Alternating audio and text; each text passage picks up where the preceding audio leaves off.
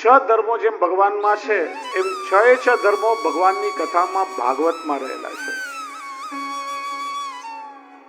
એટલા માટે 6 અધ્યાયમાં મહાત્મ્ય બતાવ્યું છે. સૌથી પહેલો ધર્મ છે ઐશ્વર્ય. ઐશ્વર્ય શબ્દ આવ્યો ઈશ્વર પરથી. ભાગવતજીમાં ઈશ્વરત્વ ક્યાં છે? પ્રસંગ છે કે ભગવાનનો સ્વધામ પધારવાનો સમય થયો. ભગવાનના પધાર્યા પછી કલિયુગની શરૂઆત થઈ છે. ઉદ્ધવજીએ વિનંતી કરી કે પ્રભુ આપ સ્વધામ પધારશો, કલિયુગ શરૂ થઈ જશે, પાપનું આચરણ વધશે, અધર્મ વધશે, ધર્મ ઝાંખો પડવા લાગશે, લોકો દુઃખી થશે. આપના વગર આપના ભક્તો કેવી રીતે જીવી શકશે? દુષ્ટોના ભારથી દુઃખી થયેલી પૃથ્વી કોના શરણમાં જશે? કઈક ઉપાય કરો, કઈ કૃપા વિચારો. અને ત્યારે ભગવાને પોતાનું સંપૂર્ણ તેજ શ્રીમદ ભાગવતમાં પધરાવ્યું. ભગવાને સૂક્ષ્મ રૂપે ભાગવતમાં પ્રવેશ કર્યો અને આજ્ઞા કરી કે આ ભાગવત એ મારું સ્વરૂપ છે અને કલિયુગના જીવોનો ઉદ્ધાર એ ભાગવત દ્વારા થશે. તેને એમ વાંગમયી મૂર્તિ પ્રત્યક્ષા વર્તતે હરિ, સેવનાથ શ્રવણાથ પાઠાત દર્શનાથ પાપનાશી. તમે ભાગવતજીની સેવા પણ કરી શકો. કે બહારગામ જવું હોય ને ઘરેથી ઠાકોરજીને પધરાવીને ન જઈ શકીએ તો શ્રીમદ ભાગવતજીને સુબોધજીને ભોગ ધરીને લઈ શકો. શ્રવણાથ ભાગવતજીની કથાનું શ્રવણ કરો, પાઠાત ભાગવતજીનું પારાયણ કરો અને કઈ ન થાય તો કેવલ એના દર્શન કરીને પણ અનંત દુરિતોનો ક્ષય થાય, જીવના પાપનો ક્ષય થાય. સાક્ષાત ભગવત રૂપ છે. ઐશ્વર્ય ધર્મ છે. બીજો ધર્મ છે વીર્ય એટલે પરાક્રમ. અનેક દોષો જીવના એવા છે કે જેનું પ્રાયશ્ચિત શાસ્ત્રમાં બતાવ્યું છે, નિરાકરણના ઉપાય છે, પણ જીવના અમુક અપરાધ એવા છે કે કોઈ પ્રાયશ્ચિતનું સાધન નથી. એવા જીવના કઠોર અપરાધ પણ ભાગવતજીથી શ્રવણથી દૂર થાય છે એના માધ્યમથી. ધુંધુકારીની કથામાં એ પ્રસંગ આવશે. યશ, ભગવાનનું યશ સર્વત્ર વ્યાપ્ત છે. વ્યાસજીએ વેદના 4 વિભાગ કર્યા, મહાભારતની રચના કરી, 17 પુરાણની રચના કરી, પણ એમના મનને શાંતિ ક્યારે મળી? કે જ્યારે ભગવાનના યશનું ગાન કર્યું, ભાગવતની રચના થઈ. પ્રભુની જેમ પ્રભુની કથાનો યશ અખંડ છે. મોક્ષની કામના વાળા મોક્ષ પરીક્ષિતને શ્રી એટલે સુંદરતા અને શ્રી એટલે લક્ષ્મી. સુંદરતાના અર્થમાં કાવ્ય ને છંદની સૌંદર્ય તો છે જ, પણ લક્ષ્મીના અર્થમાં કલ્પ વૃક્ષ પણ છે. ભાગવતજીમાં એવા અનેક મંત્રો બતાવ્યા છે કે જીવના અનેક પ્રકારના કષ્ટોને દૂર કરે છે. ધ્યાન, વેદ, ઉપનિષદ, ગીતા બધાનો સાર શ્રીમદ ભાગવત છે. શ્રી મહાપ્રભુજી થી પહેલા જયારે શાસ્ત્રાર્થ હતો ત્યારે પ્રસ્થાન ત્રય શાસ્ત્રાર્થમાં ઉપયોગમાં આવતી. વેદ, ભગવદ ગીતા અને બ્રહ્મસૂત્ર. શ્રી મહાપ્રભુજીએ પ્રથમ વખત પ્રસ્થાન ચતુષ્ટયમાં ભાગવતજીનો સ્વીકાર કર્યો. વેદા કૃષ્ણ વાક્યાની વ્યાસ સૂત્રાની ચૈવૈ સમાધિવાસા વ્યાસસ્ય પ્રમાણંત ચતુષ્ટયમ. વેદ ભગવદ વાણી છે, બહુ કઠિન ભાષા છે, બધાની સમજમાં ના આવે. મોટા મોટા વિદ્વાનો પણ આજે ગોતા ખાય. વેદનો સાર ભગવદ ગીતા. ભગવાન શ્રી કૃષ્ણએ સર્વ વેદ ઉપનિષદોનો સાર ગીતામાં બતાવ્યો. ગીતાનો સાર વ્યાસજીએ વ્યાસ સૂત્ર બ્રહ્મસૂત્રમાં આપ્યો અને એનો પણ સાર શ્રીમદ ભાગવતજીમાં છે. અને શ્રી મહાપ્રભુજીએ એ ભાગવતનું મંથન કરી 16 ગ્રંથાદી સિદ્ધાંતો આપણને આપ્યા છે. સારનો પણ સાર શ્રી મહાપ્રભુજી આપણને આપ્યો છે. આખા જગતનું તત્વજ્ઞાન વ્યાસજીએ ભાગવતમાં ઠલાવ્યું અને એનો સાર શ્રી વલ્લભે આપણને આપ્યો. છઠ્ઠો ધર્મ છે વૈરાગ્ય. જો કથા કહેનારા સુખદેવજી પણ દિગંબર અવસ્થામાં છે અને શ્રોતા પરીક્ષિત પણ સ્વેચ્છાથી ઘર સંસાર રાજપાટનો ત્યાગ કરીને આવ્યો છે. બંને વૈરાગ્યની ઊંચી ભૂમિકામાં છે. અને એટલે પ્રસંગ આવે છે કે 16 વર્ષ પછી સુખદેવજીનો જન્મ માતાનો ઉદરથી થયો અને જન્મતા પિતાનો આશ્રમ છોડીને ભાગવા ગયા. પાછળ પાછળ વ્યાસજી દોડી રહ્યા છે. દેવાંગનાઓ જલાશયમાં સ્નાન કરી રહી છે.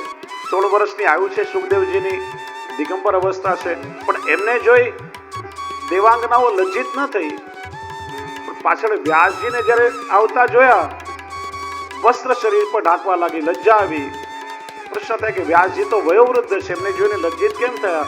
તો કે છે વ્યાસજીને સ્ત્રી અને પુરુષના વચ્ચેનો ભેદ ખબર છે અને સુખદેવજી વૈરાગ્યની એવી ભૂમિકામાં છે કે જેમને સ્ત્રી અને પુરુષ વચ્ચેનો ભેદ પણ ખબર નથી.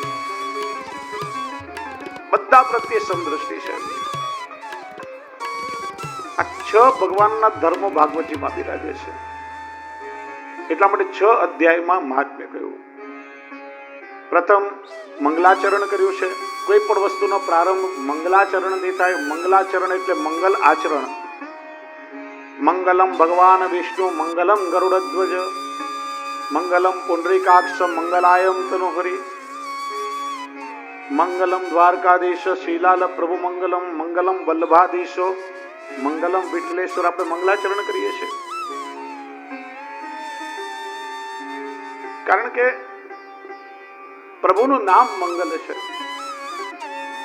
અને પ્રભુના નામથી જ્યારે જીવનની શરૂઆત થાય ત્યારે જીવના બધા અમંગલને હરી લે છે.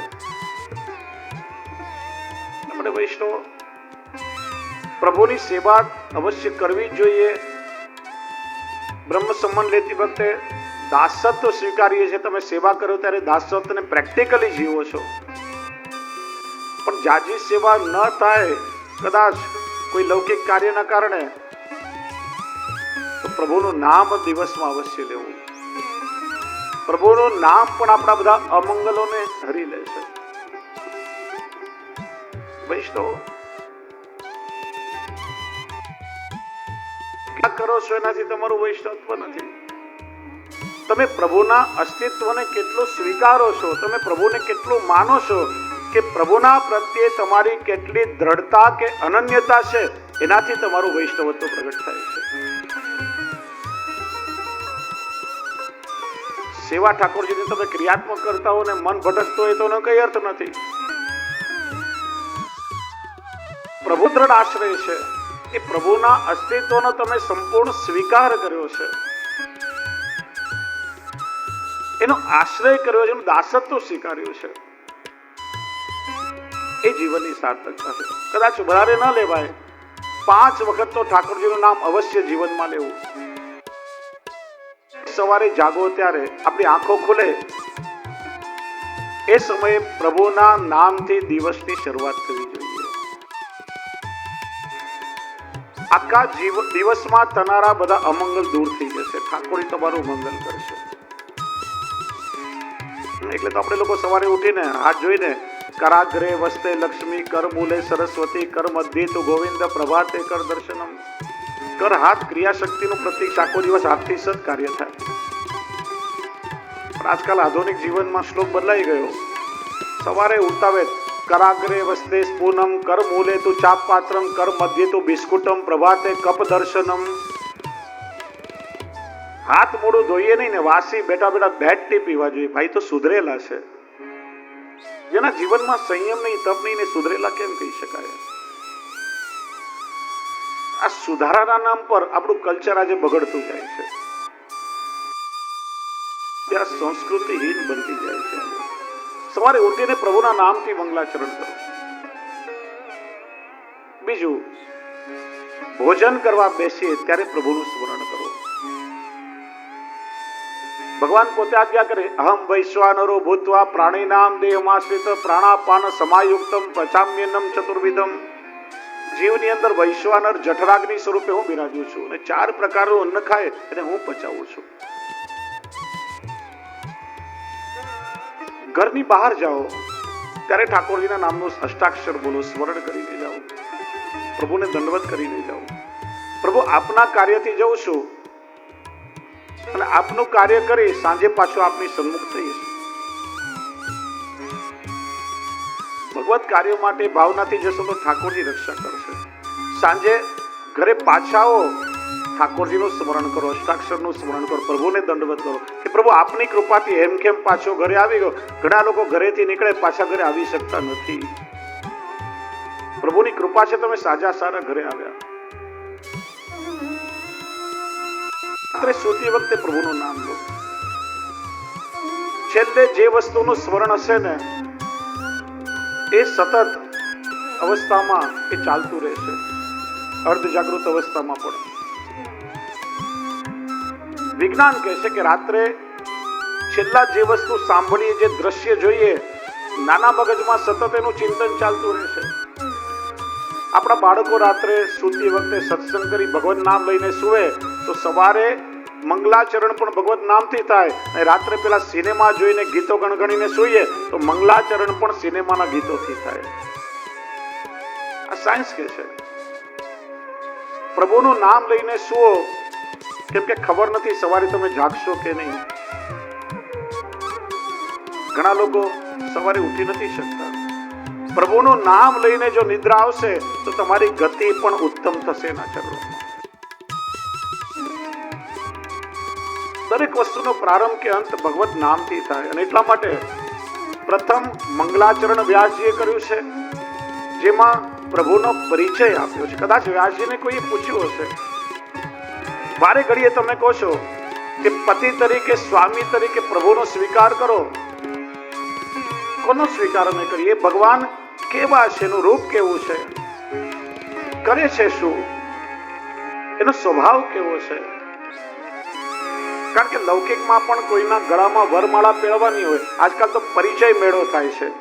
એકબીજાને જ્યાં સુધી ઓળખીએ નહીં સારી રીતે, ત્યાં સુધી જીવન સાથી તરીકે ના સ્વીકારીએ.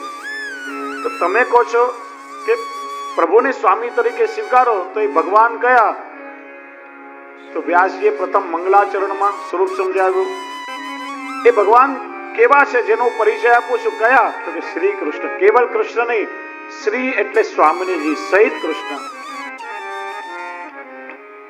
આપણે લોકો શું કહીએ? જય શ્રી કૃષ્ણ અથવા શ્રી કૃષ્ણ શરણમ મમ. કેવલ ઠાકોરજી નહીં, યુગલ સ્વરૂપ સ્વામીજી સહિત કૃષ્ણના ચરણારવિંદનો આશ્રય કરું છું. જો શ્રી મહાપ્રભુજીએ 16 ગ્રંથના પ્રારંભમાં યમુનાષ્ટક દ્વારા યમુનાજીની સ્તુતિ કરીને પહેલો શબ્દ છે નમામિ યમુનામહમ. યમુનાજી પુષ્ટિ ભક્તિના દાત્રી છે અને યમુનાજીને વંદન કરી અને પ્રારંભ કર્યો છે. એમ ભાગવત કૃષ્ણની કથા છે અને જે અવતારો છે કૃષ્ણના છે. એટલા માટે વ્યાસજીએ પ્રથમ શ્લોકમાં કૃષ્ણને વંદન કર્યું છે. સચ્ચિદાનંદ રૂપ. એનું સ્વરૂપ કેવું? તો સચ્ચિતન આનંદ રૂપ છે. ભગવાનનું સદઅંશ એટલે દ્રશ્યમાન જગત. આ જગતને ભગવાને સદઅંશમાંથી પ્રગટ કર્યું છે. જો એટલા માટે તો શ્રી મહાપ્રભુજીએ માયાવાદનું ખંડન કરી શુદ્ધાદ્વૈત બ્રહ્મવાદનું સ્થાપન કર્યું છે. માયાવાદ શું કે છે? બ્રહ્મ સત્ય, જગત મિથ્યા. શ્રી મહાપ્રભુજી કહે બ્રહ્મ સત્ય છે, જગત સત્ય છે. કેમ કે આ જગત બ્રહ્મનું સર્જન છે. આ જગત બ્રહ્મનું આધિભૌતિક સ્વરૂપ છે. બ્રહ્મ સત્ય હોય તો એનું સર્જન મિથ્યા કેવી રીતે હોઈ શકે? અને બ્રહ્મા જગતમાં તો અવતાર ધારણ કરે છે. કોઈ ઉત્તમ કલાકાર હોય, એની કલાકૃતિનો અનાદર એ કલાકારનો અનાદર કહેવાય. તમે જગતને મિથ્યા કહો તો એ બ્રહ્મનો અનાદર છે. સત્ય બ્રહ્મ મિથ્યાનું સર્જન કેવી રીતે કરે? બ્રહ્મે આ જગતનું સર્જન કર્યું છે. એટલા માટે તો આ જગતમાં કોઈ પણ વસ્તુનો નાશ શક્ય જ નથી. સાયન્સ પણ કહે છે કોઈ પણ વસ્તુ ફૂલી ડિસ્ટ્રોય ના થઈ શકે. શક્તિનું પદાર્થમાં ને પદાર્થનું શક્તિમાં રૂપાંતરણ થાય. લાકડું સળગાવો, કોલસો બને, કોલસો સળગાવો, રાખ બને, એમાંથી એનર્જી ક્રિએટ થાય, પણ નાશ ન થાય, એનું રૂપ બદલાય. આપણને એવું લાગે છે કે જમીનમાંથી આપણે પાણી જે હાર્વેસ્ટિંગ કરીને અને પંપથી પાણી લઈને પીએ છે, નવું નથી. કરોડો વર્ષ પહેલા આપણા પૂર્વજોએ જે પાણી પીધું હતું એ જ પાણી આજે આપણે પીએ છીએ.